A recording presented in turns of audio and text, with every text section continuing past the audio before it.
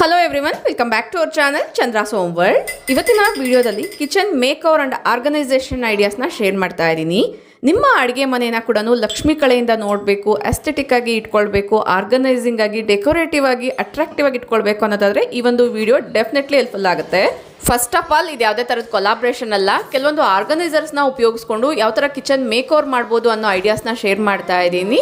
ಪ್ರತಿ ಸಲ ಆರ್ಗನೈಸರ್ಸ್ನ ಬೈ ಮಾಡಬೇಕು ಅಂತ ಏನಿಲ್ಲ, ಇರೋವಂಥ ಟೂಲ್ಸ್ನ ಉಪಯೋಗಿಸ್ಕೊಂಡು ಹಳೆ ಕಿಚನ್ ಆದರೂ ಹೊಸ ಕಿಚನ್ ಆದರೂ ಮಾಡಲರ್ ನಾನ್ ಮಾಡಲರ್ ಕಿಚನ್ ಆದರೂ ಕೂಡ ಡೆಕೋರೇಟಿವ್ ಆಗಿ ಕನ್ವರ್ಟ್ ಮಾಡ್ಕೊಳ್ಬೋದು. ಆ ಐಡಿಯಾಸ್ ನಿಮಗೆ ಬೇಕು ಅನ್ನೋದಾದ್ರೆ ವಿಡಿಯೋನ ಎಲ್ಲೂ ಸ್ಕಿಪ್ ಮಾಡ್ದಿರಾ ಕೊನೆವರೆಗೂ ನೋಡ್ತಾ ಹೋಗಿ. ವಿಡಿಯೋ ನೋಡೋದಕ್ಕಿಂತ ಮುಂಚೆ ಚಾನಲ್ನ ಸಬ್ಸ್ಕ್ರೈಬ್ ಮಾಡ್ಕೊಂಡು ಪಕ್ಕದಲ್ಲಿರುವಂಥ ಬೆಲ್ ಐಕನ್ನ ಕ್ಲಿಕ್ ಮಾಡಿ. ನಾವು without delay let start the video. Regular viewer ಆಗಿದ್ರೆ ನಮ್ಮ ಅಡುಗೆ ಮನೆ ಯಾವ ಥರ ಇರುತ್ತೆ ಅಂತ ಗೊತ್ತೇ ಇರುತ್ತೆ. ಹೊಸಬ್ರಾಗಿದ್ರೆ ಇಲ್ಲಿ ನೀವು ನೋಡ್ಬೋದು. ಕಿಚನ್ ಕೌಂಟರ್ ಟಾಪ್ ಮೇಕ್ ಓವರ್ನ ಇಲ್ಲಿಂದನೇ ಸ್ಟಾರ್ಟ್ ಮಾಡ್ತಾ ಇದ್ದೀನಿ. ಈ ಕಡೆ ಇರುವಂಥ ಎಲ್ಲ ಟೂಲ್ಸ್ನ ಈ ಸೈಡಲ್ಲಿ ಇಟ್ಕೊಳ್ತೀನಿ. ಆರ್ಟ್ ಆಫ್ ದ ಹೋಮ್ ಅಡುಗೆ ಮನೆ. ಈ ಅಡುಗೆ ಮನೆಯಲ್ಲಿ ಮಾಡುವಂಥ ಪ್ರತಿಯೊಂದು ಕೆಲಸ, ಪ್ರತಿಯೊಂದು ರೆಸಿಪಿ ಕೂಡ ಟೇಸ್ಟಿಯಾಗಿ, ಇಂಟ್ರೆಸ್ಟಿಂದ, ಮೋಟಿವೇಶ್ನಲ್ ಆಗಿ ಮಾಡಬೇಕು ಅನ್ನೋದಾದರೆ ಆದಷ್ಟು ಅಡುಗೆ ಮನೆಯಲ್ಲಿ ಸಣ್ಣ ಪುಟ್ಟ ಬದಲಾವಣೆ ಅನ್ನೋದು ತುಂಬ ಇಂಪಾರ್ಟೆಂಟ್ ಆಗುತ್ತೆ. ಒಂದೇ ಕೆಲಸ, ಒಂದೇ ರೊಟೀನ್ ಯಾವ ಥರ ಬೋರ್ ಅನಿಸುತ್ತೋ ಅದೇ ಥರ ಅಡುಗೆ ಮನೆ ಇರ್ಬೋದು, ಅಥವಾ ನಮ್ಮ ಮನೆಯಲ್ಲಿರುವಂಥ ಯಾವುದಾದ್ರೂ ಒಂದು ಕಾರ್ನರ್ ಬೋರಿಂಗ್ ಆಗಿದೆ ಅನ್ನೋದಾದರೆ ಅಲ್ಲಿ ಕೆಲಸ ಮಾಡೋಕ್ಕೆ ನಮಗೆ ಇಂಟ್ರೆಸ್ಟೇ ಬರಲ್ಲ.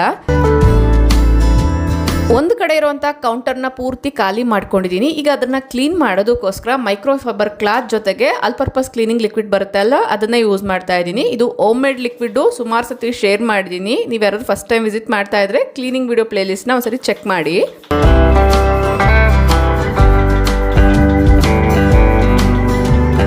ರೆಗ್ಯುಲರ್ ಆಗಿ ಕೆಲವೊಂದು ಕ್ಲೀನಿಂಗ್ ರೊಟೀನ್ಸ್ನ ಫಾಲೋ ಮಾಡೋದ್ರಿಂದ ತುಂಬ ಜಾಸ್ತಿ ಜಿಡ್ಡು ಅನ್ನೋದು ಕಾಣಿಸ್ಕೊಳ್ಳಲ್ಲ. ಜಸ್ಟ್ ಲಿಕ್ವಿಡ್ನ ಸ್ಪ್ರೇ ಮಾಡಿ ಒಂದ್ಸತಿ ವೈಪ್ ಮಾಡಿದ್ರೆ ಸಾಕಾಗುತ್ತೆ. ತುಂಬ ಜಾಸ್ತಿ ಜಿಡ್ಡಾಗಿದೆ ಅನ್ನೋದಾದರೆ ಲಿಕ್ವಿಡ್ನ ಸ್ಪ್ರೇ ಮಾಡಿ ಸ್ಕ್ರಬ್ಬರಿಂದ ನೀಟಾಗಿ ಸ್ಕ್ರಬ್ ಮಾಡಿ ಆಮೇಲೆ ಬಟ್ಟೆಯಿಂದ ವೈಪ್ ಮಾಡ್ಕೊಳ್ಳಿ. ಕ್ಲೀನಿಂಗ್ಗೆ ಯಾವುದಾದ್ರೂ ಒಂದು ಬೆಸ್ಟ್ ಕ್ಲಾತ್ ಇದೆ ಅನ್ನೋದಾದರೆ ಅದು ಮೈಕ್ರೋಫೈಬರ್ ಕ್ಲಾತ್ ಮಾತ್ರನೇ.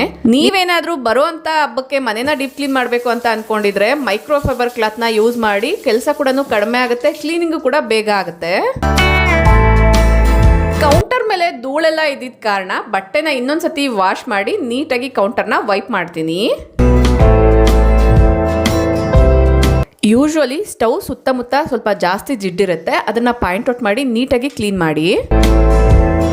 ಕಿಚನ್ ಕೌಂಟರ್ ಟಾಪ್ನ ಮೇಕ್ ಓವರ್ ಮಾಡೋದಕ್ಕಂತಾನೆ ಕೆಲವೊಂದು ಪ್ರಾಡಕ್ಟ್ಸ್ನ ತರಿಸ್ಕೊಂಡಿದ್ದೀನಿ. ಇಂಟ್ರೋದಲ್ಲೇ ಹೇಳ್ದಂಗೆ ಇದು ಯಾವುದೇ ಥರದ ಕೊಲಾಬ್ರೇಷನ್ ಅಲ್ಲ, ನನ್ನ ಓನ್ ಮನಿಯಿಂದ ಕೆಲವೊಂದು ಪ್ರಾಡಕ್ಟ್ಸ್ನ ಸುಮಾರು ತಿಂಗಳುಗಳಿಂದ ಕಾರ್ಟಲ್ಲಿ ಹಾಕಿರುವಂಥದ್ದನ್ನು ಫೈನಲಿ ಪರ್ಚೇಸ್ ಮಾಡಿದ್ದೀನಿ. ಇವುಗಳು ಅಲ್ಲದೆ ಈಗಾಗಲೇ ನಮ್ಮ ಮನೇಲಿರುವಂಥ ಕೆಲವೊಂದು ಟೂಲ್ಸ್ನ ಉಪಯೋಗಿಸ್ಕೊಂಡು ಯಾವ ಥರ ಮೇಕ್ ಓವರ್ ಮಾಡ್ತೀನಿ, ಆರ್ಗನೈಸ್ ಮಾಡ್ತೀನಿ ಅನ್ನೋದನ್ನು ಶೇರ್ ಮಾಡ್ತಾ ಹೋಗ್ತೀನಿ.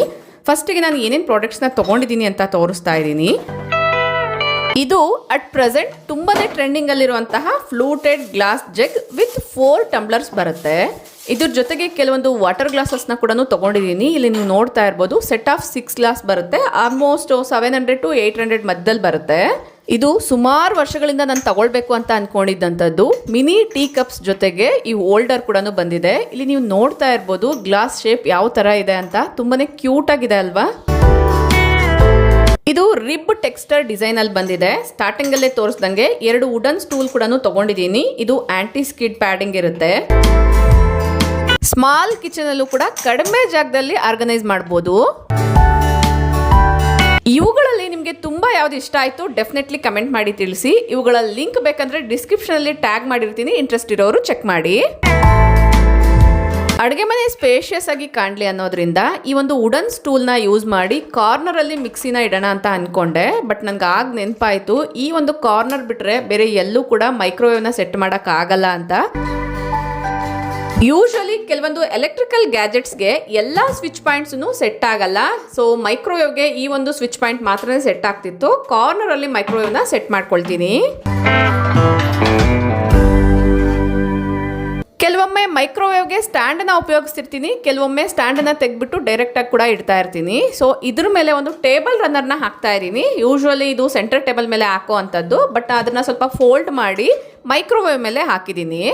ಇನ್ನು ಕೆಟಲ್ ಡೈಲಿ ಯೂಸೇಜ್ ಮಾಡ್ತಾನೆ ಇರ್ತೀವಿ. ಕಾರ್ನರಲ್ಲಿ ಕೆಟಲ್ನ ಕೂಡ ಸೆಟ್ ಮಾಡ್ಕೊಂಡಿದ್ದೀನಿ. ಇನ್ನೊಂದು ಕಡೆ ಸ್ಪೈಸ್ ರ್ಯಾಕ್ನ ಇಟ್ಕೊಳ್ತಾ ಇದ್ದೀನಿ. ನೆಕ್ಸ್ಟ್ ಈಗ ಈ ಪುಟ್ಟದಾಗಿರುವಂಥ ವುಡನ್ ಸ್ಟೂಲ್ನ ಉಪಯೋಗಿಸ್ತಾ ಇದ್ದೀನಿ. ಇದು ಆಂಟಿ ಸ್ಕಿಡ್ ಪ್ಯಾಡ್ಲಿಂಗ್ ಬಂದಿರುತ್ತೆ ಬೇಸಲ್ಲಿ, ನೋಡ್ತಿರ್ಬೋದು ಬ್ಲಾಕ್ ಕಲರ್, ಆ ಕಡೆ ಈ ಕಡೆ ಮೂವ್ ಆಗದಿರ ಇರುತ್ತೆ. ಇದ್ರ ಮೇಲೆ ನಾನು ಮಿಕ್ಸಿನ ಇಟ್ಕೊಳ್ತಾ ಇದ್ದೀನಿ.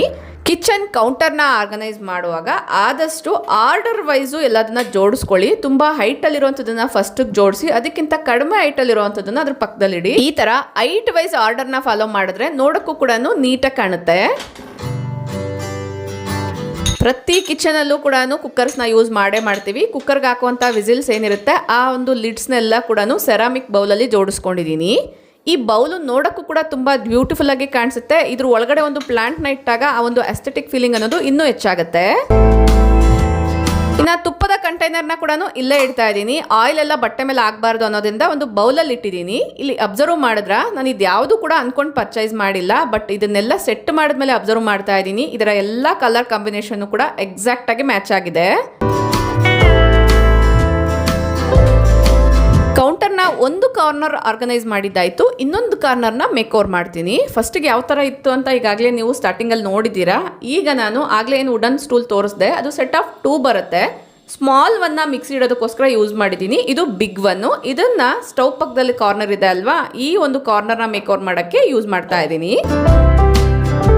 ಫಸ್ಟು ಇದ್ರ ಮೇಲೆ ಇಡಬೇಕಾಗಿರುವಂಥ ವಸ್ತುಗಳನ್ನೆಲ್ಲ ಕೂಡ ಒಂದ್ಸತಿ ಬಟ್ಟೆಯಿಂದ ಒರೆಸ್ಬಿಟ್ಟು ಜೋಡಿಸ್ಕೊಳ್ತೀನಿ. ಬೇಸಿಕ್ ಐಟಮ್ಸ್ ಅಲ್ಲಿ ಆಯಿಲ್ ಬಾಟಲ್ ಕೂಡ ಒಂದಲ್ವಾ, ಗ್ಲಾಸ್ ಆಯಿಲ್ ಬಾಟಲ್ನ ಇಟ್ಕೊಂಡಿದ್ದೀನಿ. ಈ ಒಂದು ಜಾಡಿಯಲ್ಲಿ ಉಪ್ಪನ್ನ ಹಾಕೊಂಡಿದ್ದೀನಿ. ಇನ್ನು ಟೀ ಕಪ್ ಹೋಲ್ಡರ್ ಆಗಲೇ ತೋರಿಸ್ದೆ ಅಲ್ವಾ, ಸೊ ಕಪ್ಸ್ ಜೊತೆಗೆ ಬಂದಿರೋವಂಥದ್ದು, ಅದನ್ನ ಇಟ್ಕೊಂಡು ಒಂದು ಆಯಿಲ್ ಸ್ಪ್ರೇ ಬಾಟಲ್ ಇಟ್ಕೊಂಡಿದ್ದೀನಿ. ಜಾಡಿಯಲ್ಲಿ ರಾಕ್ ಸಾಲ್ಟ್ನ ಹಾಕಿರ್ತೀನಿ. ಟೇಬಲ್ ಸಾಲ್ಟ್ ಹಾಕೋದಕ್ಕೋಸ್ಕರ ಈ ಒಂದು ಮಗ್ನ ಇಟ್ಕೊಂಡಿದ್ದೀನಿ.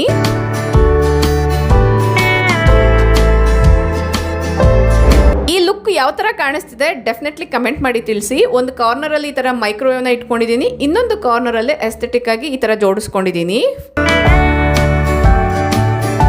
ಇದು ಕಿಚನ್ ವರ್ಕ್ ಸ್ಪೇಸ್. ಇಲ್ಲಿ ಸ್ಟೈನ್ಲೆಸ್ ಸ್ಟೀಲ್ ಚಾಪಿಂಗ್ ಬೋರ್ಡ್ನ ಸೆಟ್ ಮಾಡ್ಕೊಂಡಿದ್ದೀನಿ. ಬಿಸಿ ಪಾತ್ರೆಗಳನ್ನ ಇಡೋದಕ್ಕೋಸ್ಕರ ಒಂದು ಟ್ರೈವೇಟ್ನ ತೊಗೊಂಡಿದ್ದೀನಿ. ಇದು ಐಕಿಯಾದಲ್ಲಿ ತೊಗೊಂಡಿರೋವಂಥದ್ದು. ಇದರ ಲಿಂಕ್ ಬೇಕಂದ್ರೂ ಕೂಡ ನಾನು ಡಿಸ್ಕ್ರಿಪ್ಷನ್ ಕೊಟ್ಟಿರ್ತೀನಿ. ಇದಕ್ಕೂ ಕೂಡ ಆಂಟಿ ಸ್ಕಿಡ್ ಪ್ಯಾಡ್ಲಿಂಗ್ ಬಂದಿರುತ್ತೆ.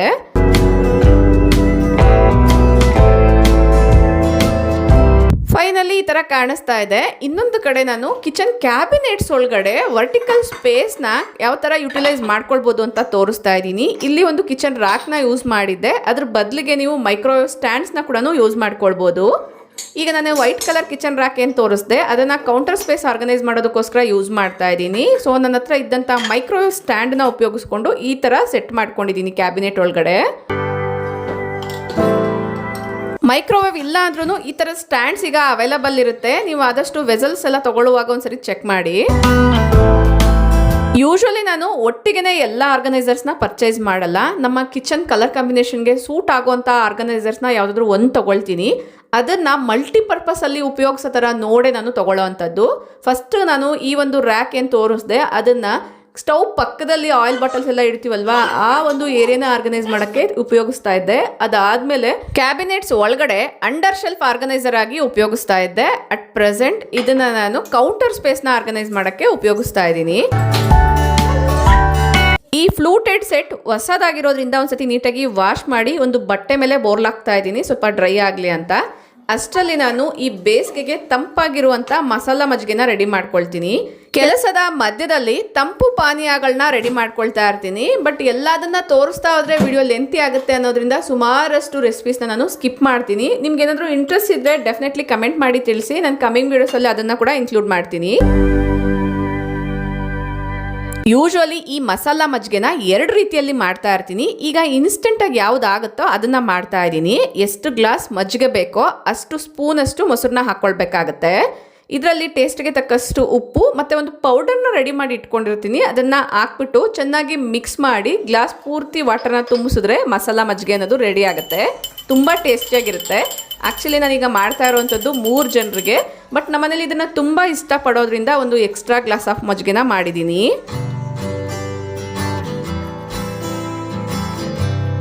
ಆ್ಯಕ್ಚುಲಿ ಈ ಪ್ರಾಡಕ್ಟ್ಸ್ನ ನಾನು ಎಲ್ಲಿಂದ ತೊಗೊಂಡಿದ್ದೀನಿ ಅಂತ ಹೇಳೋದೇ ಮರ್ತೋದೆ. ನಾನೀಗ ಏನು ಹೊಸ ಪ್ರಾಡಕ್ಟ್ಸ್ನೆಲ್ಲ ತೋರಿಸ್ದೆ ಆ ಪ್ರಾಡಕ್ಟ್ಸ್ನೆಲ್ಲ ನಾನು ನೆಸ್ಟೇಶಿಯಾದಲ್ಲೇ ತೊಗೊಂಡಿರೋ ಅಂಥದ್ದು. ನೋಡೋಕ್ಕೆ ಎಷ್ಟು ಆಸ್ಥೆಟಿಕ್ ಆಗಿ ಕಾಣಿಸ್ತಾ ಇದೆಯೋ ಟೇಸ್ಟ್ ಕೂಡ ತುಂಬ ರುಚಿಯಾಗಿರುತ್ತೆ.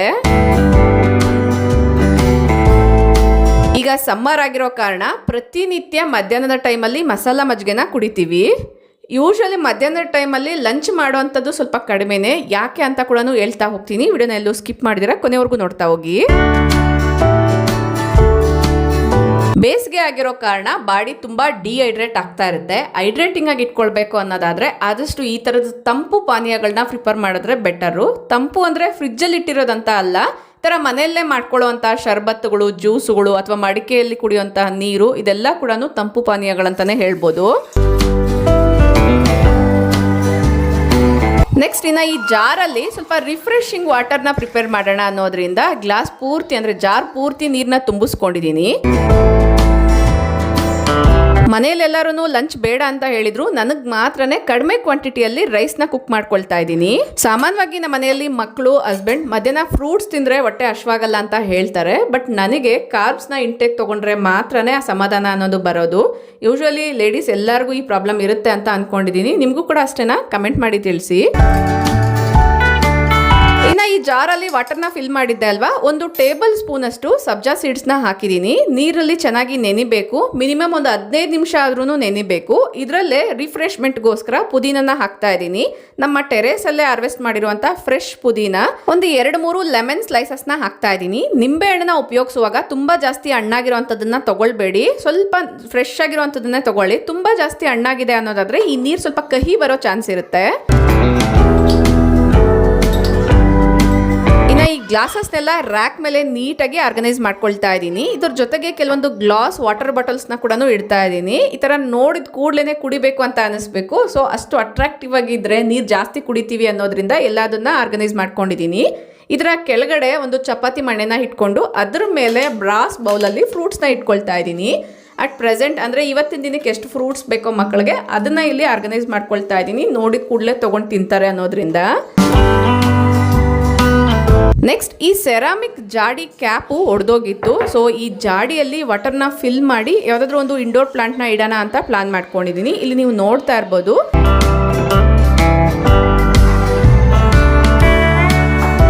ಜೇಡ್ ಪ್ಲಾಂಟ್ ಕಟಿಂಗ್ನ ಇದರಲ್ಲಿ ಇಟ್ಕೊಂಡು ಈ ಕಾರ್ನರಲ್ಲಿ ಸೆಟ್ ಮಾಡ್ಕೊಂಡಿದ್ದೀನಿ. ಯಾವ ಥರ ಕಾಣಿಸ್ತಾ ಇದೆ ಡೆಫಿನೆಟ್ಲಿ ಕಮೆಂಟ್ ಮಾಡಿ ತಿಳಿಸಿ. ಅಡುಗೆ ಮನೆ ಎಂಟ್ರಿ ಆಗ್ತಿದ್ದಂಗೆ ಲೆಫ್ಟ್ ಸೈಡ್ಗೆ ಕಾಣಿಸುವಂಥದ್ದು ಫ್ರಿಜ್ ಮೇಲೂ ಕೂಡ ಕೆಲವೊಂದು ಚೇಂಜಸ್ ಮಾಡೋಣ ಅಂತ ಅಂದ್ಕೊಂಡಿದ್ದೆ. ಇಲ್ಲಿ ನೀವು ನೋಡ್ತಾ ಇರ್ಬೋದು. ಈ ಒಂದು ಫ್ರಿಜ್ ಕವರ್ನ ನಾನು ಸುಮಾರು ವರ್ಷಗಳಿಂದ ಯೂಸ್ ಮಾಡ್ತಾ ಇದ್ದೀನಿ. ಇದ್ರ ಜೊತೆಗೆ ಇನ್ನೊಂದು ಎಕೋ ಫ್ರೆಂಡ್ಲಿ ಫ್ರಿಜ್ ಕವರ್ ಕೂಡ ಯೂಸ್ ಮಾಡ್ತಾ ಇದ್ದೀನಿ. ಅಟ್ ಪ್ರೆಸೆಂಟ್ ಅದು ವಾಶ್ಗೆ ಹೋಗಿತ್ತು. ವಾಶ್ ಆದಮೇಲೆ ಈಗ ಸೆಟ್ ಮಾಡ್ಕೊಳ್ತಾ ಇದ್ದೀನಿ.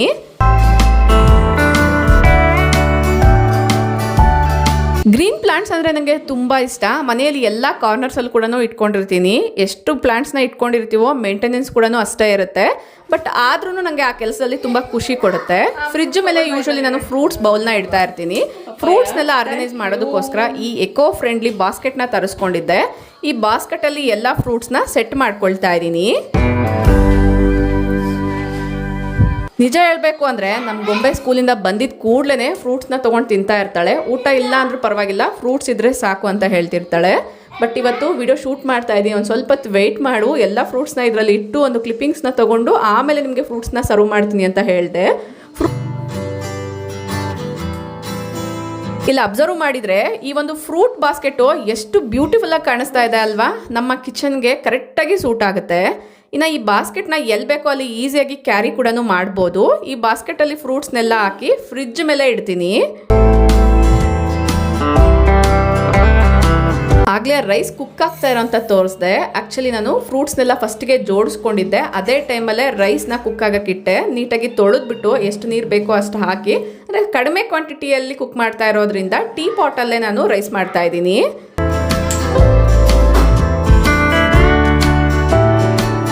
ಇನ್ನು ಆರ್ಗನೈಸೇಷನ್ ವಿಚಾರಕ್ಕೆ ಬರೋದಾದ್ರೆ ಫ್ರಿಜ್ ಮೇಲೆ ಫ್ರೂಟ್ ಬಾಸ್ಕೆಟ್ನ ಇಟ್ಟಿದ್ದೀನಿ. ಒಂದು ಸ್ವಲ್ಪ ನ್ಯಾಚುರಲ್ ಲುಕ್ ಬರಲಿ ಅನ್ನೋದ್ರಿಂದ ಒಂದು ಮನಿ ಪ್ಲಾಂಟ್ನ ಇಟ್ಕೊಂಡಿದ್ದೀನಿ.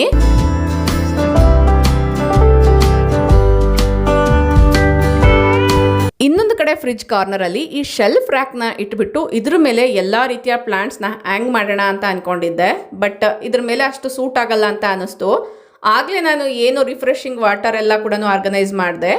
ಆ ಶೆಲ್ಫ್ಗಿಂತ ಈಗ ತೋರಿಸಿರುವಂಥ ಶೆಲ್ಫ್ ಈ ಪ್ಲೇಸಲ್ಲಿ ಕರೆಕ್ಟಾಗಿ ಸೆಟ್ ಆಗುತ್ತೆ ಅಂತ ಅನ್ನಿಸ್ತು. ನಿಮ್ಗೆ ಯಾವ್ದು ಚೆನ್ನಾಗಿದೆ ಅಂತ ಅನಿಸುತ್ತೆ ಡೆಫಿನೆಟ್ಲಿ ಕಮೆಂಟ್ ಮಾಡಿ ತಿಳಿಸಿ.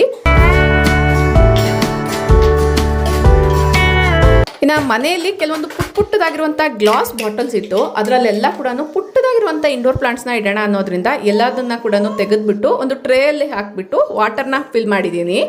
ಇದರಲ್ಲಿ ನಮ್ಮ ಮನೇಲಿ ಈಗಾಗಲೇ ಇರುತ್ತೆ ಅಲ್ವಾ ಪ್ಲಾಂಟ್ಸ್ ಎಲ್ಲನೂ, ಅದರಲ್ಲಿರುವಂಥ ಕಟ್ಟಿಂಗ್ಸ್ನ ತೆಗೆದುಬಿಟ್ಟು ಜೋಡಿಸ್ಕೊಳ್ತೀನಿ.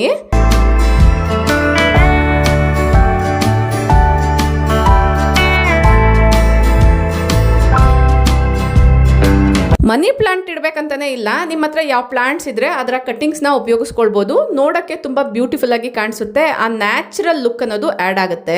ಎಷ್ಟೇ ಕಾಸ್ಟ್ಲಿ ಐಟಮ್ಸ್ ಇಟ್ಟರು ಕೂಡ ಮಧ್ಯದಲ್ಲಿ ಒಂದು ಇಂಡೋರ್ ಪ್ಲಾಂಟ್ನ ಇಡೋದ್ರಿಂದ ಅದರ ಬ್ಯೂಟಿ ಅನ್ನೋದು ಇನ್ನೂ ಹೆಚ್ಚಾಗುತ್ತೆ. ಇಲ್ಲಿ ನಾನು ಕೆಲವೊಂದು ಮನಿ ಪ್ಲಾಂಟ್ಸ್ ಕಟ್ಟಿಂಗ್ಸ್ನ ತೊಗೊಂಡಿದ್ದೀನಿ, ಅದ್ರ ಜೊತೆಗೆ ಇನ್ನು ಕೆಲವೊಂದು ಬೇರೆ ರೀತಿಯ ಮನಿ ಪ್ಲಾಂಟ್ಸ್ ಇರುತ್ತೆ ಅಲ್ವಾ, ಆ ಕಟ್ಟಿಂಗ್ಸ್ನ ಕೂಡ ತೊಗೊಂಡಿದ್ದೀನಿ. ನೆಕ್ಸ್ಟು ಸ್ಪೈಡರ್ ಪ್ಲಾಂಟ್ಸ್ ಬರುತ್ತೆ ಅಲ್ವಾ, ಅದರಲ್ಲೂ ಕೂಡ ಪುಟ್ಟದಾಗಿರುವಂಥದ್ದು ಬಂದಿರುತ್ತೆ ಬ್ರಾಂಚಸ್ಸು, ಅದನ್ನು ತೊಗೊಂಡಿದ್ದೀನಿ.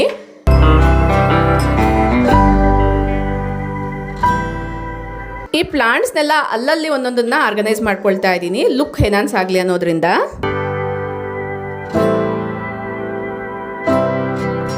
ಇದನ್ನೆಲ್ಲ ಅಂದ್ಕೊಂಡಿದ್ದ ತಕ್ಷಣ ಮಾಡೋಕ್ಕಾಗಲ್ಲ, ಒಂದು ಸ್ವಲ್ಪ ಆಚೀಚೆ ಮಾಡಿ ಚೇಂಜಸ್ ಹೆಂಗಿದೆ ಅನ್ನೋದನ್ನ ನೋಡಿಕೊಂಡು ಅದ್ರ ಪ್ರಕಾರ ಯಾವ್ದು ಕರೆಕ್ಟಾಗಿ ಆ ಏರಿಯಾಗೆ ಸೂಟ್ ಆಗುತ್ತೋ ಅದನ್ನು ನಾವು ಇಟ್ಕೊಳ್ಬೇಕಾಗತ್ತೆ.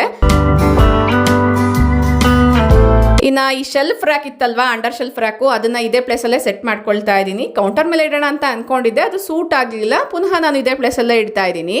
ಈ ಥರ ನಾವು ಆದಷ್ಟು ಯಾವುದೇ ಒಂದು ಹೊಸ ಆರ್ಗನೈಸರ್ಸ್ನ ತೊಗೊಳ್ಳುವಾಗ ಅದು ಮಲ್ಟಿಪರ್ಪಸ್ ರೀತಿಯಲ್ಲಿ ವರ್ಕ್ ಆಗುತ್ತಾ ಇಲ್ವಾ ಅಂತ ನೋಡ್ಕೊಂಡು ತೊಗೊಂಡ್ರೆ ನೆಕ್ಸ್ಟ್ ಆ ಒಂದು ಏರಿಯಾದಲ್ಲಿ ಆರ್ಗನೈಸರ್ ಸೂಟ್ ಆಗಿಲ್ಲ ಅಂದ್ರೂ ಬೇರೆ ಕಡೆ ಕೂಡ ನಾವು ಅದನ್ನು ಉಪಯೋಗಿಸ್ಕೊಂಡು ಮನೇನ ಆರ್ಗನೈಸ್ ಮಾಡ್ಕೊಳ್ಬೋದು. ಆ್ಯಕ್ಚುಲಿ ಈ ಪ್ರಾಡಕ್ಟ್ಸ್ ತೊಗೊಳಕ್ಕೆ ರೀಸನ್ ಇದೆ. ಇಲ್ಲಿ ನೀವು ನೋಡ್ತಾ ಇರ್ಬೋದು 2 ಥರದ ಗ್ಲಾಸಸ್ ಇದೆ ಅಲ್ವಾ. ಸೊ ಒಂದೊಂದು ಥರದ್ದು ಸೆಟ್ ಆಫ್ 6 ಗ್ಲಾಸಸ್ ಇತ್ತು, 12 ಗ್ಲಾಸಲ್ಲಿ 3 ಗ್ಲಾಸ್ ಮಾತ್ರನೇ ಉಳ್ಕೊಂಡಿದೆ. ಸೊ ಸಮ್ಮರ್ ಆಗಿರೋ ಕಾರಣ ಜ್ಯೂಸ್ ಎಲ್ಲ ಕುಡಿಯೋಕ್ಕೆ ವಾಟರ್ ಗ್ಲಾಸಸ್ನ ತೊಗೊಳ್ಳೋಣ ಅಂತ ಅಂದ್ಕೊಂಡೆ, ಬಟ್ ಅದ್ರ ಜೊತೆಗೆ ಈ ಎಲ್ಲ ಪ್ರಾಡಕ್ಟ್ಸು ಕಾರ್ಟಲ್ಲಿ ಇದ್ದಿದ್ದ ಕಾರಣ ಒಟ್ಟಿಗೆ ತೊಗೊಂಡಿದ್ದೀನಿ. ಇನ್ನೊಂದು ಟ್ರಿಕ್ನ ಹೇಳಬೇಕಾಗಿತ್ತು. ಆ್ಯಕ್ಚುಲಿ ನಾನು ಈ ಒಂದು ಶೆಲ್ಫ್ನ ಇಲ್ಲಿ ಫಿಕ್ಸ್ ಮಾಡೋಣ ಅಂತ ಅಂದ್ಕೊಂಡಿದ್ದೆ, ಸಿಂಕ್ ಹತ್ರ ಸೋಪ್ ಇರ್ಬೋದು, ಈ ಒಂದು ಸೋಪ್ ಡಿಸ್ಪೆನ್ಸರ್ ಎಲ್ಲ ಯೂಸ್ ಮಾಡೋದಕ್ಕೋಸ್ಕರ. ಬಟ್ ಅದು ಅಷ್ಟು ಕರೆಕ್ಟಾಗಿ ಸೂಟ್ ಆಗಲ್ಲ ಅಂತ ಅನ್ನಿಸ್ತು, ಪಕ್ಕಕ್ಕೆ ಇಟ್ಟಿದ್ದೀನಿ. ಅದರ ಲಿಂಕ್ ಬೇಕಂದ್ರೂ ಕೂಡ ನಿಮಗೆ ಡಿಸ್ಕ್ರಿಪ್ಷನಲ್ಲಿ ಟ್ಯಾಗ್ ಮಾಡಿರ್ತೀನಿ, ಚೆಕ್ ಮಾಡಿ. ಒಟ್ಟಾರೆ ಕಿಚನ್ ಎಲ್ಲ ಮೇಕ್ ಓವರ್ ಮಾಡಿದ್ಮೇಲೆ ಯಾವ ಥರ ಕಾಣಿಸ್ತಾ ಇದೆ ಅಂತ ಇಲ್ಲಿ ನೀವು ನೋಡ್ಬೋದು.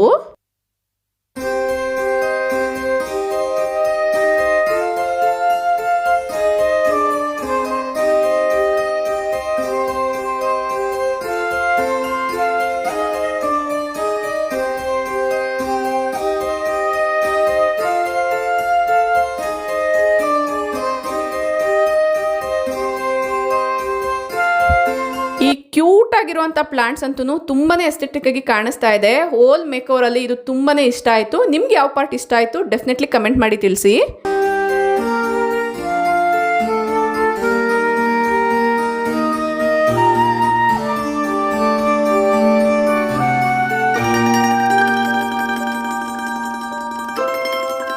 ಐ ಹೋಪ್ ಈ ವಿಡಿಯೋದಲ್ಲಿ ಶೇರ್ ಮಾಡಿರುವಂಥ ಇನ್ಫಾರ್ಮೇಷನ್ ನಿಮ್ಮ ಅಡುಗೆ ಮನೆಯನ್ನು ಮೇಕ್ ಓವರ್ ಮಾಡೋಕ್ಕೆ, ಆರ್ಗನೈಸ್ ಮಾಡೋಕ್ಕೆ ಅಥವಾ ಡೆಕೋರೇಟ್ ಮಾಡೋಕ್ಕೆ ಯೂಸ್ಫುಲ್ ಆಗಿದೆ ಅಂತ ಅಂದ್ಕೊಳ್ತೀನಿ. ಈ ವಿಡಿಯೋದಲ್ಲಿ ನಿಮಗೆ ಯಾವ ಪಾರ್ಟ್ ತುಂಬಾ ಇಷ್ಟ ಆಯಿತು ಅಂತ ಡೆಫಿನೆಟ್ಲಿ ಕಮೆಂಟ್ ಮಾಡಿ ತಿಳಿಸಿ. ಈ ವಿಡಿಯೋನ ನಾನು ಇಲ್ಲಿಗೆ ಎಂಡ್ ಮಾಡ್ತಾ ಇದ್ದೀನಿ. ಇನ್ನೊಂದು ಇಂಟ್ರೆಸ್ಟಿಂಗ್ ಆಗಿರುವಂಥ ವಿಡಿಯೋ ಜೊತೆಗೆ ಮತ್ತೆ ಸಿಗೋಣ. ಅಲ್ಲಿವರೆಗೂ ಟೇಕ್ ಕೇರ್, ಬಾಯ್ ಬಾಯ್, ನಮಸ್ತೆ, ಥ್ಯಾಂಕ್ ಯು ಫಾರ್ ವಾಚಿಂಗ್.